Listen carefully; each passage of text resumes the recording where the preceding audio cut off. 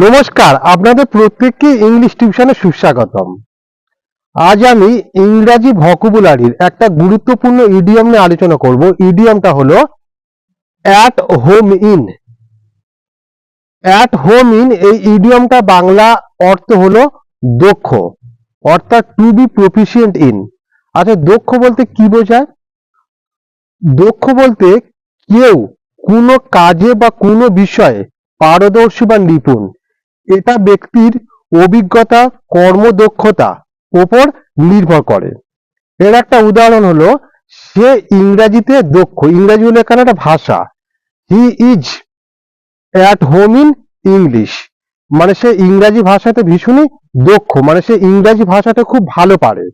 এখানে at home in হলো একটা গুরুত্বপূর্ণ ইডিয়ম, যার বাংলা মানে হলো দক্ষ বা পারদর্শী। ধন্যবাদ।